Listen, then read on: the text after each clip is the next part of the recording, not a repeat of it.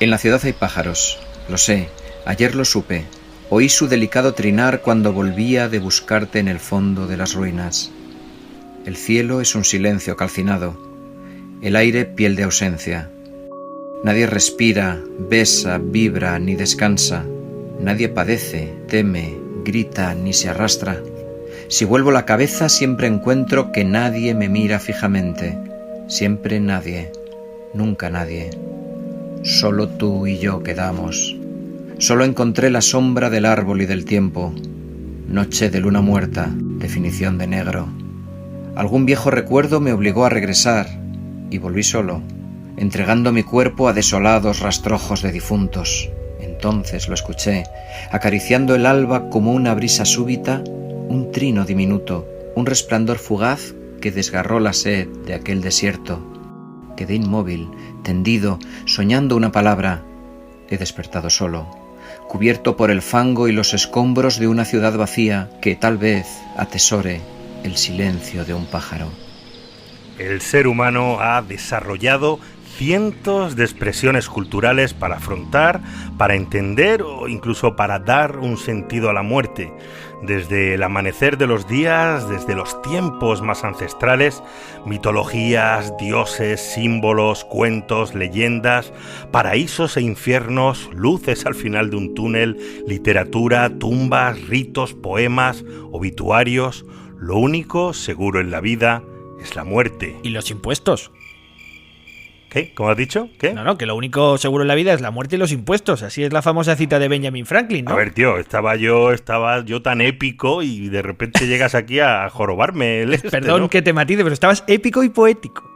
La soledad, la sombra, el eco negro, la paleta de aullidos, de silencios, la ausencia, la pared, el aire negro, la locura, los dédalos del sueño, la mirada, la espera, el hilo negro.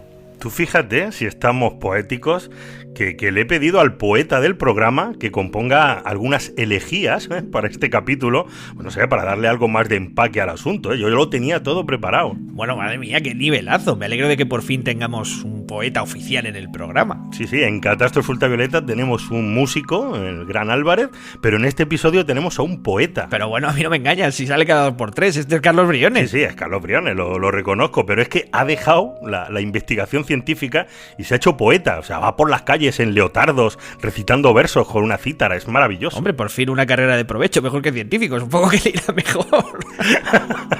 De tu volcán, del fuego desatado, del centro de la tierra disuelto en una luz, queda, después de tantas olas, tan solo arena negra y la memoria. La historia que os traemos hoy es la suma de algo más de 2 años de entrevistas, de viajes, de documentación por parte de diferentes investigadores con quienes hemos contactado y a quienes hemos seguido en sus trabajos. 2 años, me dices. Sí. No sé, yo diría que te lo estás tomando muy en serio o eres un pelín lento, Javier. Yo creo que las dos cosas. Pero oye, mira, este viaje comienza con un vídeo de YouTube. Hola, soy Antonio José Osuna Mascaró, soy doctor en biología. Hice la tesis en paleontología en la Universidad de Granada y ahora me dedico a estudiar la cognición animal en el Instituto Messerli de Viena. Antonio Osuna, o Biotai, como le conocemos en redes, estaba trabajando en Estados Unidos hasta que volvió a Europa, donde consiguió incorporarse al grupo de investigación de la princesa Alice von Speyer para estudiar la conducta de las cacatúas de Tanimbar, y lo consiguió gracias en buena parte a encontrar algo extraño en un vídeo de YouTube. Extraño, dice, pero vamos a ver, Javier, la princesa Alice von Speyer, las cacatúas, esto es muy loco, necesito procesarlo. Desde hacía mucho tiempo andaba siguiendo el trabajo de Alice Ausberg, la princesa, mi jefa actual, para ver si tenía hueco en su centro, y estaba muy interesada. Pero ella es princesa de... Ella es de la casa de los von Bayern. Pero entonces tú te pones en contacto con la princesa, que además es bióloga, ¿no? Sí. Mientras estaba contactando con esta princesa, hice un descubrimiento por mí mismo en internet. Se supone que estas cacatúas no usan herramientas en su medio natural. Son increíblemente buenas usando herramientas en cautividad, gracias al Goffin Lab, el centro donde trabajo, pero no usan herramientas en su medio natural, lo cual es bastante interesante. Y estas cacatúas hacen cosas alucinantes. Y bueno, mientras escribía mi propuesta de postdoctoral, descubrí en internet un vídeo donde aparecía una cacatúa de las Tanimbar, aparentemente usando herramientas. ¿Qué estaba haciendo? Estaba abriendo un coco y estaba usando palitos y hojas dobladas para aparentemente ayudarse a abrir el coco. Pero un coco con hojas es complicado. La cosa es que dobla las hojas y se las pone en la base del pico. Y cuando hacía eso, tiraba ¡prum! Y se podían ver trocitos del coco caer en el momento en el que usaba esa combinación de objetos. ¡Qué maravilla! Queridos youtubers, queridos influencers, ya lo habéis visto. En lugar de estar todo el día probando videojuegos, haciendo bailes raros en TikTok, podéis utilizar vuestro tiempo, podéis utilizar YouTube para encontrar trabajo con una princesa europea en un centro de investigación en Viena, que tiene mucho más clase. Biotai consiguió el trabajo y ahora mismo está en Austria investigando y trabajando con esas cacatúas de Tanimbar en 3 campos de investigación muy diferentes. Formo parte de 3 proyectos ahora mismo. El principal en relación a mi tesis actual es un estudio de la innovación en la relación al uso de herramientas en cacatúas y en niños. Sí, el segundo es donde estudiamos la forma de diseñar posibles inteligencias artificiales y robots que se comporten como cacatúas. Robots basados en pájaros. El proyecto se llama Parrobots. Parrobots, ¿no? Parrobots lo tuyo. Sí. Pues eso es lo que seguramente nos destruya como humanidad, ¿sí? O sea, no va a ser Terminator, van a ser robots, inteligencias artificiales volando. Eso es lo que nadie se ve venir. Pájaros, no de Hitchcock, pero inteligentes y robotizados. Y te aseguro que sería película más buena. Sería mucho más peligroso y terrorífico de lo que cualquiera esperaría. Y la tercera es lo de la muerte. Y la tercera es en relación a la emergencia o posible existencia del concepto de la muerte en otras especies. O sea, vamos a ver, Biotai está trabajando, según entiendo, en 3 proyectos, ¿no, Javier? Sí, exacto. El primero es innovación de herramientas hechas por pájaros en comparación con niños. Exacto. El segundo es creación de inteligencias artificiales basadas en estas cacatúas para hacer robots. Sí, que ya sé por dónde vas, ya sé. Y el tercero, estudiar si los animales entienden el concepto de la muerte. Que sí, que ya sé yo ya dónde quieres ir a parar. ¿Cómo no voy a ir, Javier? Tienes un proyecto que se llama Parrobots. ¡Qué maravilla de nombre! Un proyecto de inteligencia artificial para crear robots alucinantes basados en inteligencia animal y tú no lo eliges como tema. De verdad que cada vez te entiendo menos. Eso me fascina. Fíjate que todo el mundo querrá que vaya por los robots asesinos, sí. Pero lo de la muerte, ¿qué animales, aparte del ser humano, son conscientes o entienden o tienen un mínimo concepto de muerte? Sí, es muy interesante. Es muy difícil. Es muy difícil. Hay ahora un boom muy fuerte en relación a lo que llaman la tanatología evolutiva. Porque a lo mejor el título, fíjate, este capítulo, Thanatos. Hay que ser catastrófico, hay que buscar un buen título y Thanatos sí. Estaría muy bien. Thanatos, no suena bien, Vamos a investigar si existen animales que comprendan el concepto de la muerte. Vamos a, indagar en cómo el propio ser humano ha ido desarrollando esa idea a lo largo de la existencia. Vamos a... Venga, por favor, podríamos estar hablando ahora mismo de robots asesinos voladores creados por inteligencias artificiales. Sí, ya lo sé, pero es que este es un proyecto que... Pero que no, que se llama Parrobots. ¿Tú te has dado cuenta? Máquinas y Terminators atacando desde el aire, cayendo en picado sobre las ciudades. ¡Es que me llevan los demonios! ¡Parrobots! Cierra los ojos. Estás flotando en las orillas del océano cósmico. Esto es Catástrofe ultravioleta.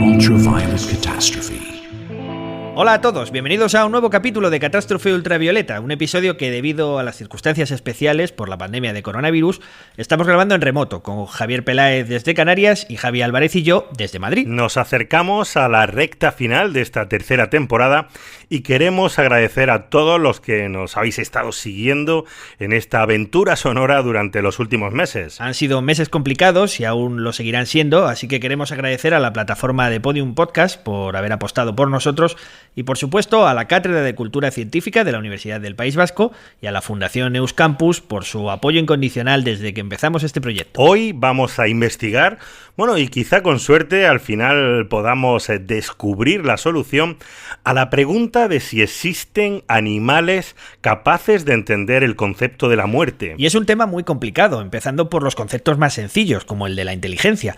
Porque si buscamos especies que entiendan la muerte, lo primero, o al menos lo que cabría esperar, es que fueran especies, inteligentes. Cuando hablamos en animales de inteligencia, ¿a qué nos referimos? Nosotros en ciencia es raro que hablemos literalmente de inteligencia. Normalmente hablamos de cosas más específicas. Porque inteligencia, cuando dices que es una palabra que es difícil de definir o de usar, es porque está muy cargada. Está muy cargada de información que lleva arrastrada, que puede tener relación con tus experiencias culturales, con el momento social en el que nos encontremos, etcétera, etcétera. Claro, que vale para todo. Es lo mismo astucia, que listo, que inteligente. Exactamente. Tiene tantos significados que los científicos no usáis la palabra inteligencia en animales. No es muy normal que se use. Hay quien la usa, pero normalmente tratamos de... Es una palabra también común, se puede usar. Claro, es un constructo difícil de definir.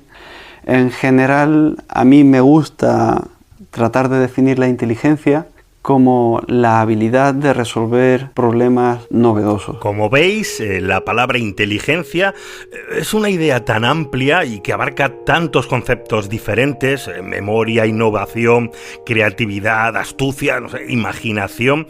Abarca tanto que los científicos intentan no utilizarla cuando estudian los comportamientos animales. Claro, porque tanto las personas como los animales pueden ser buenos en alguna de estas facetas que encuadramos en el concepto de inteligencia, pero también pueden ser muy malos en otras.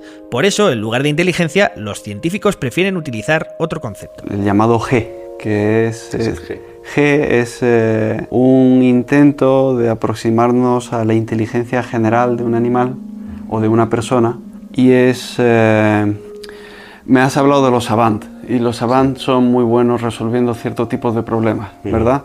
Pero son muy malos resolviendo otros tipos de problemas. Claro. ¿Vale? Cuando hablamos de inteligencia en general, esperamos que la persona que sea inteligente para una cosa sea probablemente también inteligente para otra cosa. Entonces, si alguien es inteligente para una cosa, podemos predecir hasta cierto punto lo inteligente que va a ser para otras.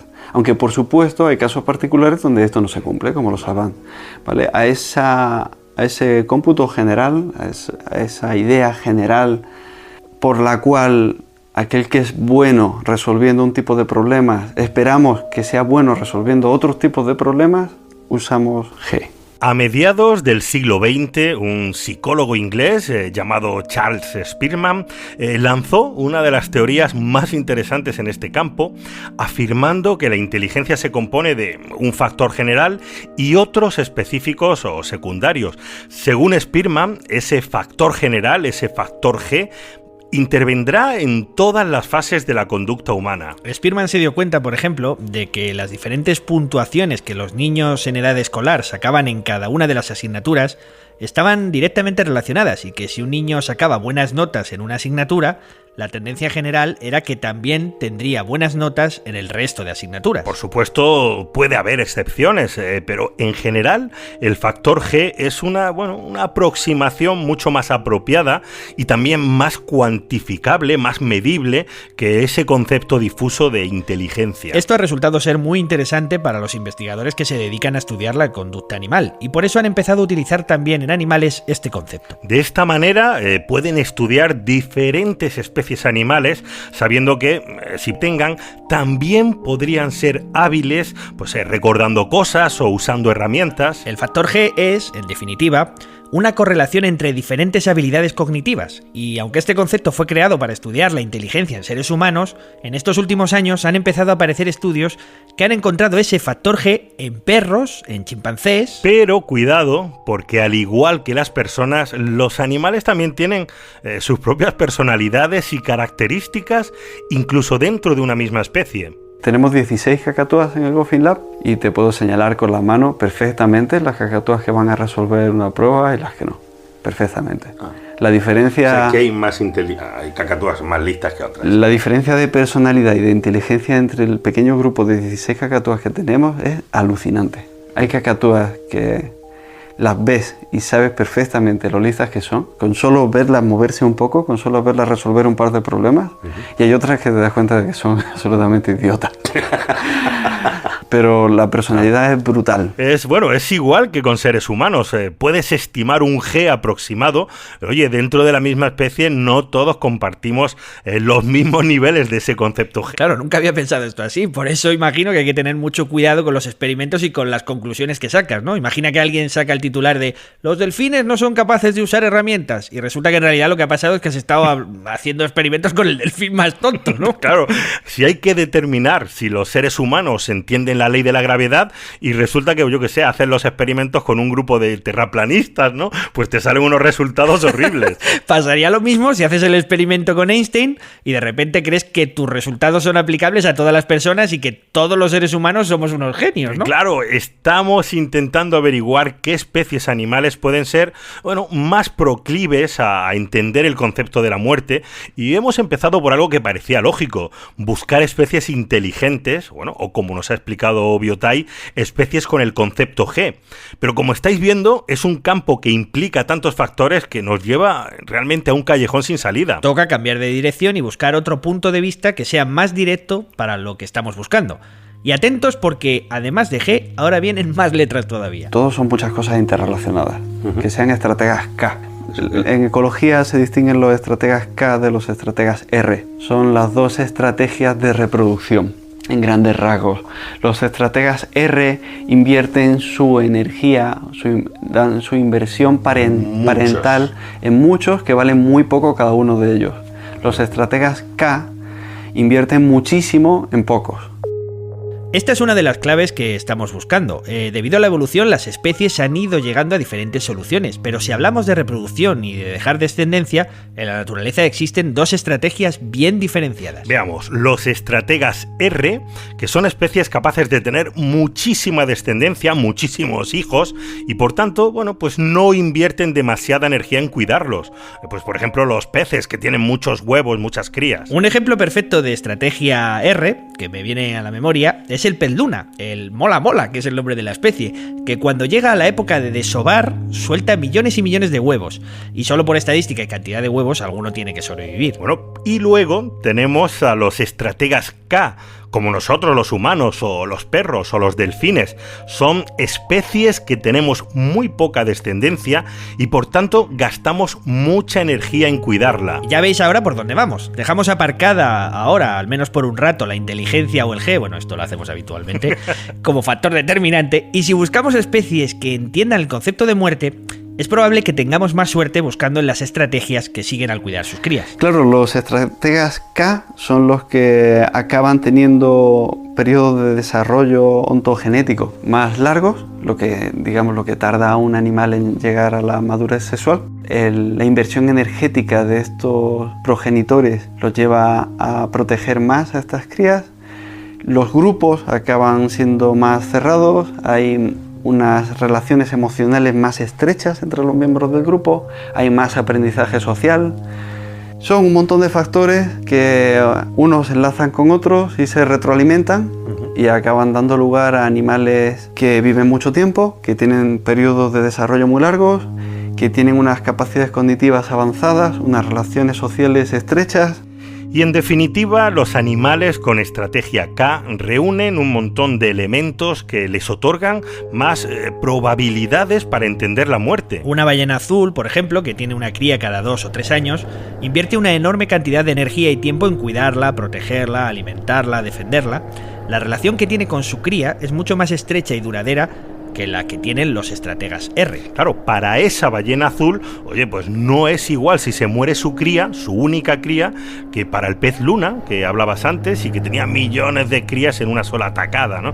Bueno, podemos decir que es más probable que esa ballena azul desarrolle un concepto de muerte ante la pérdida de su descendencia. Qué bueno, porque todo este lío de letras, de R's y K's, empieza a cobrar sentido. En nuestra investigación sobre qué animales entienden el concepto de muerte, lo mejor es que nos centremos en estos, en los estrategas K. Y ya veis que en solo unos minutos de programa hemos estrechado nuestro campo de búsqueda de manera definitiva. Sí, y no vamos mal, pero todavía queda un buen trecho, te lo digo.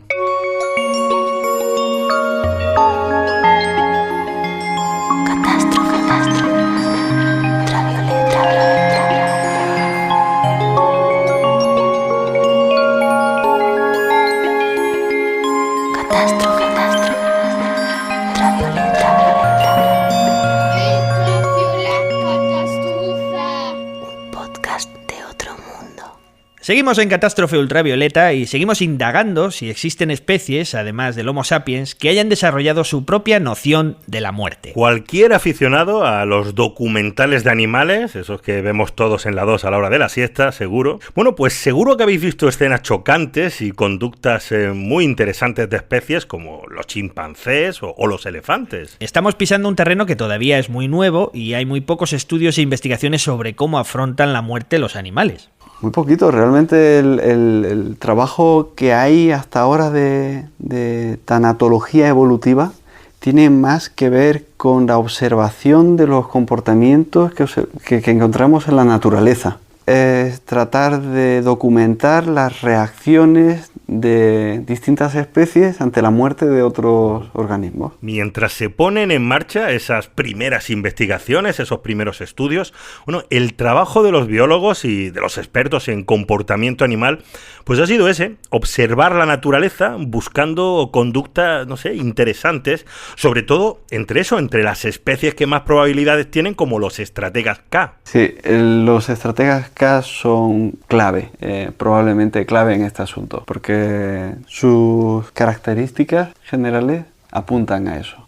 Y los elefantes son un ejemplo perfecto de esto. Y en ellos se dan una serie de comportamientos que los hacen particularmente interesantes.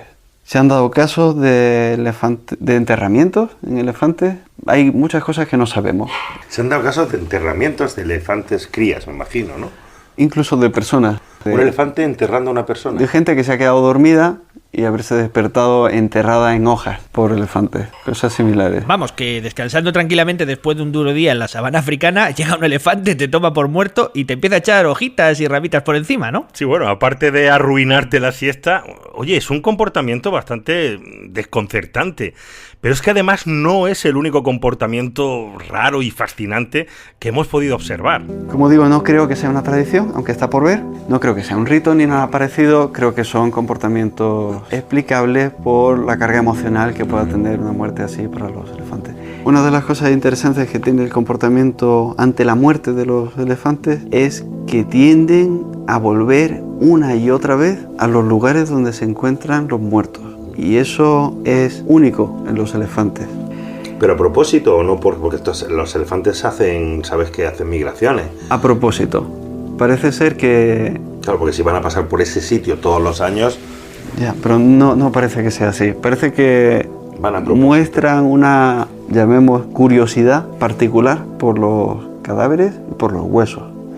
Esto podría explicarse, tal vez, por el hecho de que estos cráneos de elefantes muertos, siempre van a tener un estímulo que los elefantes encuentran en vida en otros elefantes, y son los colmillos.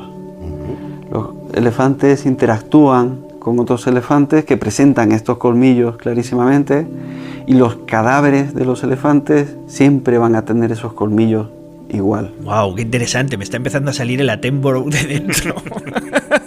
Los primates y sobre todo los chimpancés, ya lo veis, son las especies que están más cerca de nosotros en la evolución. También son estrategas K y estoy seguro de que Biotai sabe más cosas de sus comportamientos ante la muerte, ¿no? Pues sobre chimpancés sí sabe cosas, Biotai, sí, aunque te aviso, y aviso a los oyentes, de que sabe cosas bastante espeluznantes. Seguramente habrás oído alguna vez estos casos de madres primates a las que se les muere una cría y la llevan consigo durante mucho tiempo y la cría acaba convirtiéndose en una momia y el comportamiento protector de la madre va evolucionando con el paso del tiempo y al principio la transportaban con cuidado, luego acaban transportándola agarrándola de una pata como si fuese un muñeco y en los casos más difíciles de digerir para la gente pueden acabar incluso comiéndose las momias de sus crías cuando están aparentemente desligadas emocionalmente de ese cadáver. Siempre llega un punto en el que este comportamiento se transforma, igual que las madres primates acaban transportando a la cría muerta de formas que jamás llevarían a una cría viva, pero siguen dándole ciertos cuidados, siguen limpiándolas, siguen dedicándole mucho tiempo. Muchas veces les supone un aislamiento del resto del grupo, sobre todo en primates, porque la cría a veces acaba oliendo fatal y el resto de los miembros del grupo se alejan. Oye, pues sí que es un poco espeluznante. Pero si nos fijamos bien, este comportamiento de algunas especies de primates con respecto a sus crías muertas, quizá contenga una pista importante para entender todo esto. Porque llega un momento en el que se observa un importante cambio de actitud en la madre. Transporta a la cría de manera más tosca, no le presta tanta atención. En definitiva, llega un momento en que la madre termina abandonando a la cría, y eso significa que se ha dado cuenta de la muerte, de que eso que está transportando y cuidando ya no está vivo. Ya no lo identifica con su cría viva, ¿eh? Es una conducta que tiene muy divididos a los investigadores en este campo y no solo ocurre en primates, en cetáceos también ocurre. Hombre, ya sabía yo que no podíamos pasar un capítulo de Catástrofe Ultravioleta sin que aparecieran mis ballenas. Claro, sí. Pero tiene sentido, ¿eh? Los cetáceos tienen ese factor G de inteligencia necesario, son mamíferos con estrategia K, como ya hemos explicado, y ya vimos en otros episodios que son animales culturales y muy sociales. En cetáceos es muy interesante. Venga. En algunas especies se dan ayudas entre individuos, esto es típico en estrategas K hasta cierto punto, y cuando se les muere una cría tratan de mantenerla a flote para que pueda respirar. Sí. También ocurre cuando están muy debilitados, tratan de mantenerlos en la superficie para que puedan respirar y se mantengan bien. Y cuando han muerto, muchas veces el comportamiento de las madres es tratar de darles esa ayuda que necesitarían para llegar a la superficie y seguir respirando, aunque ya estén... Este comportamiento de las ballenas empujando a sus crías muertas hacia la superficie para que puedan respirar se parece bastante al de las madres primates. Con las ballenas también llega un momento en que dejan de subir a sus crías, porque quizá por fin entienden que ya no pueden respirar y que están muertas. Como bien dice Biotai, todos estos comportamientos observados, son pistas, pero por ahora no tenemos nada concluyente. En el caso de las ballenas, la curiosidad, yo te digo, pues me picó de tal forma que decidí hablar con uno de los expertos en cetáceos, pues los más importantes que tenemos en España. ¿Sí? A ver, Javier, no me digas más.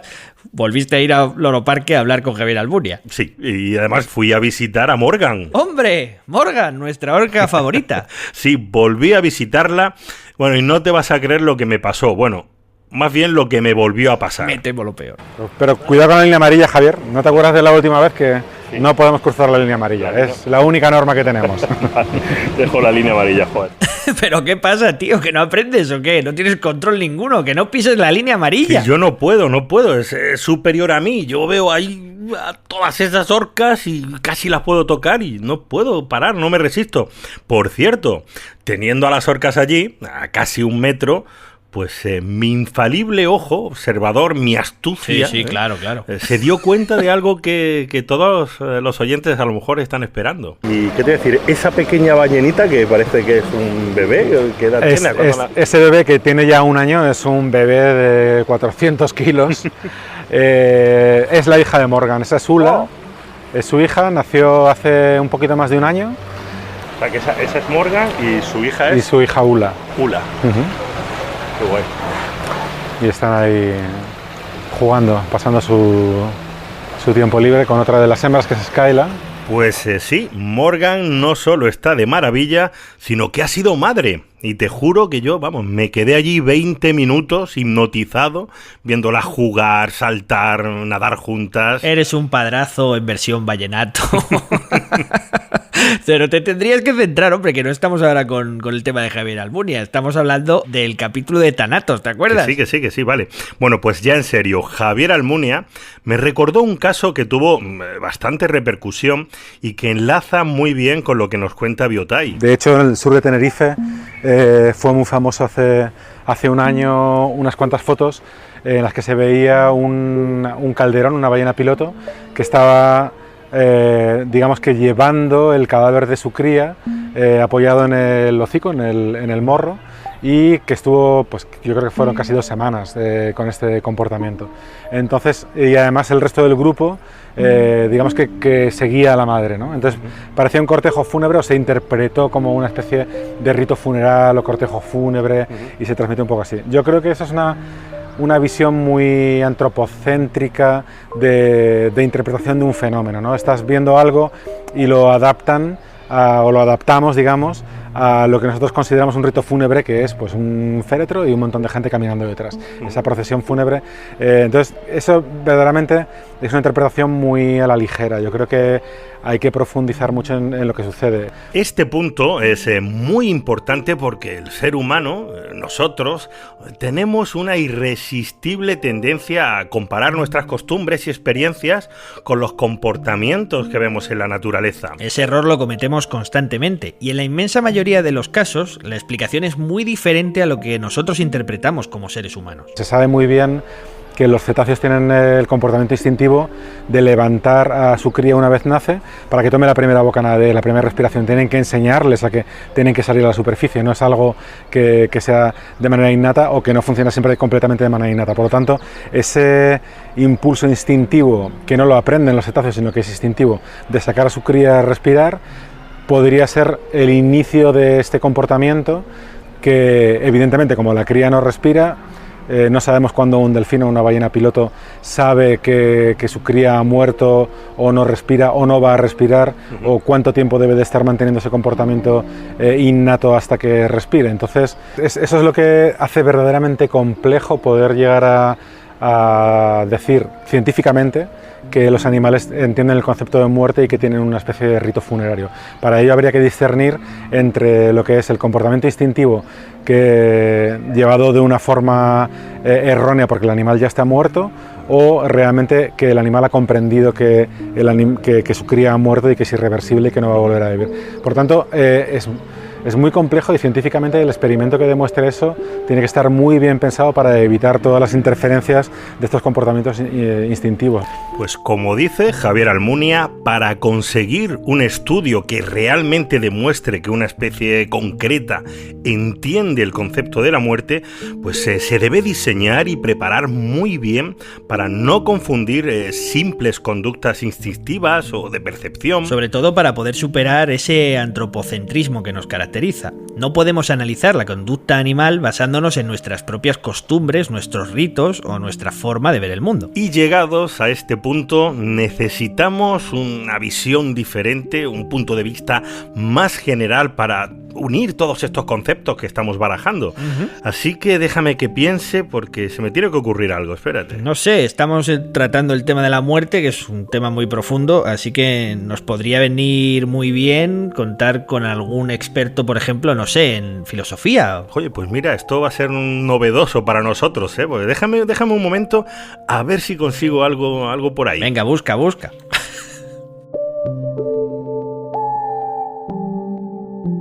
Estás escuchando Catástrofe Ultravioleta, un podcast de otro mundo. Continuamos en Catástrofe Ultravioleta y para nuestro siguiente truco vamos a necesitar la incorporación al programa de una filósofa.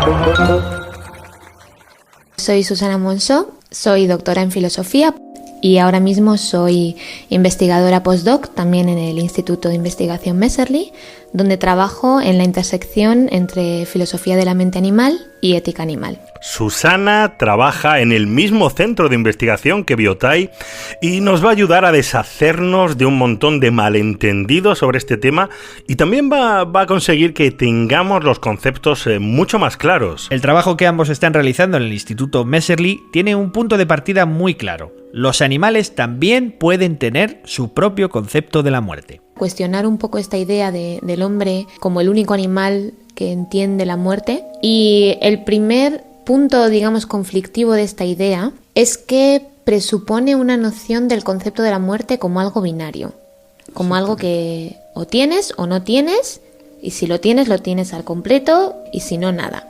El concepto de la muerte no es algo, desde luego no es algo innato, y no es algo que tampoco tengamos de un día para otro, sino que nos lleva muchísimos años adquirir un concepto de la muerte. De hecho, los psicólogos del desarrollo dicen que a los niños les lleva como unos 10 años adquirir un concepto completo de la muerte. Pero claro, mucho antes que eso, los niños ya tienen cierta noción de la muerte. Nos hemos pasado siglos y siglos subestimando las capacidades cognitivas de los animales y pensando que determinadas cosas eran propias y exclusivas nuestras del Homo sapiens. Creíamos que el ser humano pues era el único capaz de usar herramientas. Bueno, pues era falso. Más tarde pensamos que aunque podían usarlas, bueno, los animales no podían crear herramientas. Bueno, pues también nos equivocamos. Y lo mismo pasó con la autoconsciencia. Hasta hace solo unas décadas también creíamos que éramos los únicos, hasta que descubrimos que un montón de especies también son autoconscientes. El estudio de la conducta animal es una fuente constante de pullas a nuestro orgullo de creernos únicos, y ahora está ocurriendo lo mismo con el concepto de la muerte. El trabajo que están desarrollando Susana y Biotai busca demostrar que esa comprensión del hecho de la muerte es mucho más frecuente de lo que pensamos, sobre todo porque no es algo rígido, sino que hay una gradación donde diferentes especies animales poseen diferentes niveles de comprensión de la muerte. Y no solo eso, el error fundamental es pensar que el concepto de la muerte es tan complicado y tan complejo que los animales no van a llegar nunca a alcanzar todos esos matices, esas reflexiones que son necesarias. Pero la verdad es que no es tan difícil. De hecho, se puede simplificar muchísimo hasta el punto que entender la muerte solo requiere 2 elementos, solo 2. Lo mínimo que se ha de comprender para tener algo que podamos empezar a llamar un concepto de la muerte es que la muerte consiste en no funcionalidad irreversible. ¿Qué quiere decir esto? Es la idea de que los individuos que están muertos no hacen las cosas que suelen hacer los individuos vivos, cosas como comer, moverse, respirar, jugar, etc., y no las hacen de forma permanente. Y eso quiere decir que para tener un concepto mínimo de la muerte no necesitas entender que la muerte es algo universal, que la muerte te va a afectar también a ti, y tampoco necesitas entender que la muerte va asociada a determinadas causas. Puedes entender la muerte como algo que ocurre simplemente. No funcionalidad irreversible. Con estas 2 simples ideas se puede resumir todo lo que hay que entender para tener un concepto básico de la muerte. Y no funcionalidad irreversible significa que eso que tienes ahí pues está roto y no va a volver a funcionar nunca. Es tan simple como eso. Las especies animales que buscamos deben comprender que su cría, que un compañero o que cualquier otro animal, pues eso, está roto, ya no funciona y que no hace las cosas que debería hacer, y además tiene que entender que no las va a hacer nunca más. Los humanos hemos llenado la muerte de infinidad de matices, ceremonias, ritos, pero son solo añadidos que además ni siquiera son iguales para todos, sino que cambian de una cultura a otra. Sí, porque por ejemplo, la idea de universalidad, esa idea de que la muerte es universal y que nos va a llegar a todos, bueno, pues está bien, pero es un añadido innecesario para comprender la esencia del concepto, y además no todas las culturas lo tienen. Así que quitamos todos esos brilli innecesarios y nos quedamos con una idea que en realidad es bastante simple. Esto no funciona y ya no va a funcionar jamás. Vale, pues con ese concepto básico llega el siguiente problema. ¿Cómo demuestras que existen animales que comprenden esas 2 ideas? Estamos preparando 2 experimentos para ver si las cacatúas de Tanimbar Sí. ¿Serían capaces de procesar la muerte? Son las cacatúas con las que trabajo, son muy especiales, son las cacatúas blancas más pequeñas del mundo, del tamaño de una paloma más o menos, son como superpalomas, como palomas con supercerebro. Palomas macabras. Exactamente. Entonces queremos testar su concepto de la muerte sin utilizar cacatúas muertas.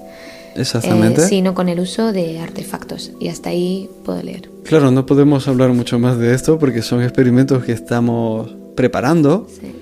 Y la ciencia es como es y tenemos que luchar por conseguir sacar nuestro experimento antes de que lo saque otro. Existen un montón de equipos por todo el mundo tratando de ser los primeros en demostrar el concepto de la muerte en animales. Y aquí nuestros dos amigos, pues oye, se han propuesto conseguirlo usando cacatúas de Tanimbar y, bueno, diferentes artefactos. Hasta ahí podemos leer. Sí, ya veo que no te quieren explicar demasiado, no vaya a ser que les pisen la idea, ¿no? Qué misteriosos se ponen los científicos antes de publicar. Sí, bueno, ahora se entiende un poco más este capítulo que haya tardado yo casi 2 años, porque me reuní con Biotai en 2019 para la primera entrevista y el tío, oye, no hacía nada más que darme largas y esquivar las preguntas y luego el tío se va a Viena y allí graba esta entrevista con Susana. Claro, se fue con la princesa, me imagino, y luego llegó el coronavirus sí. Y ya, a partir de ahí, todo cambió, claro. Pues se para todo hasta que llega el verano de 2020, donde, bueno, pude volver a reunirlos para ver cómo iba esa colaboración y resulta que ya tienen listo el artículo que van a publicar con las investigaciones y además no va a ser un solo artículo, van a ser varios artículos. Un paper que hemos escrito juntos y que hemos enviado a revisar, está bajo revisión ahora mismo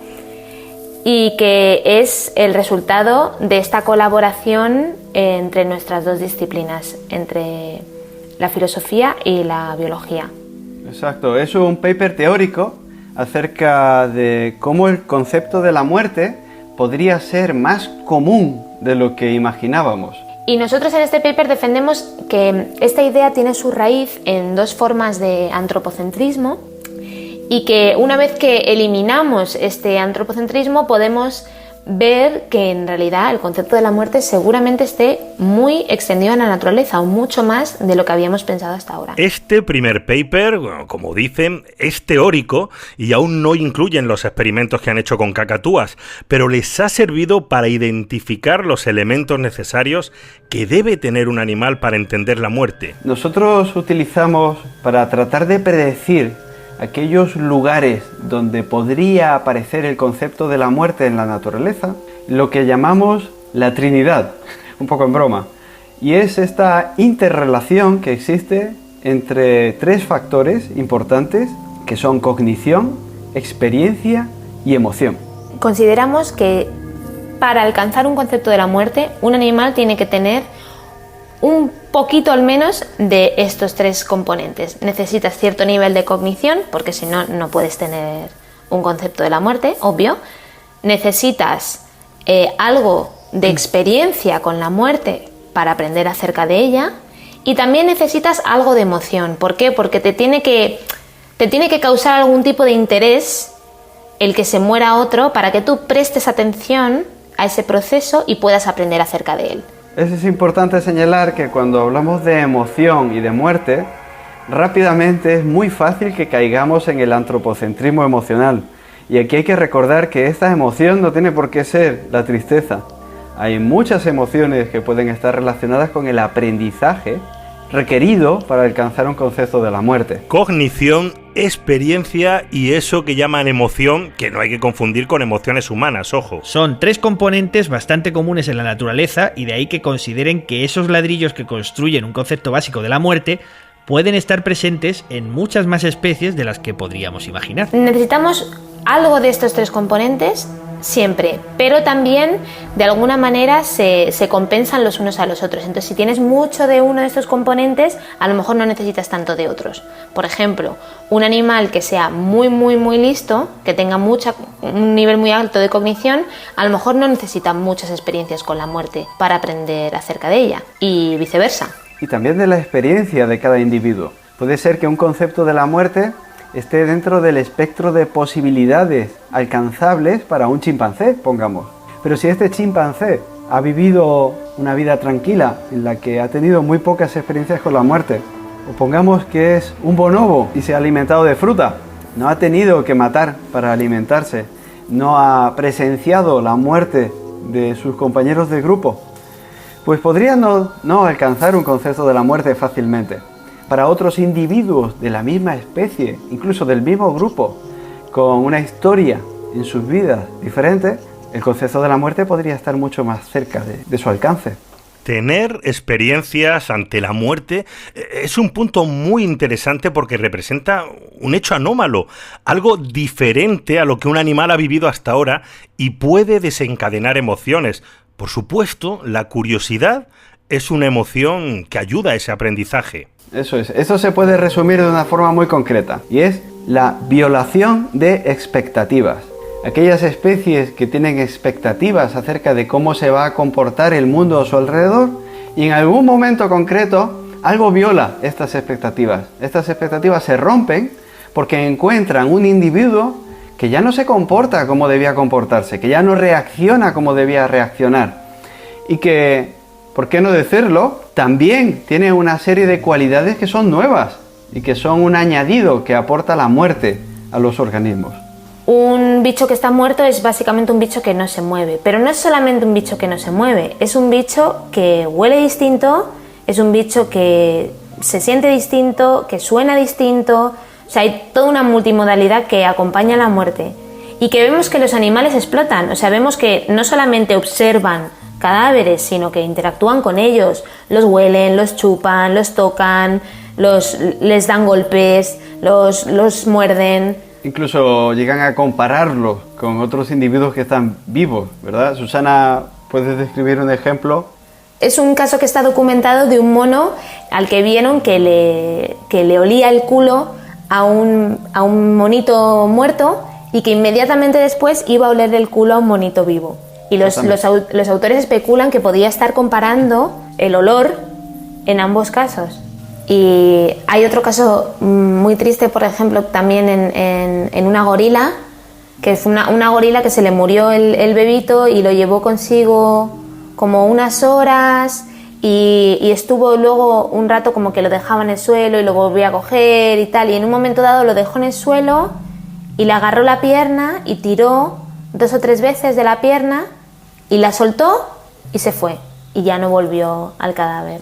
Levantaba la patita y la soltaba para comprobar cómo, bueno, ya no había funcionalidad. Efectivamente.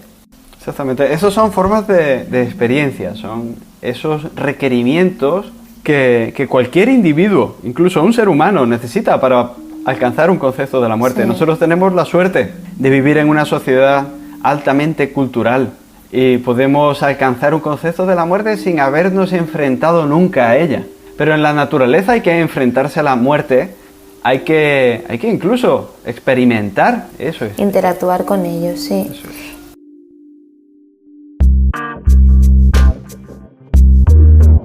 Estás escuchando Catástrofe ultravioleta.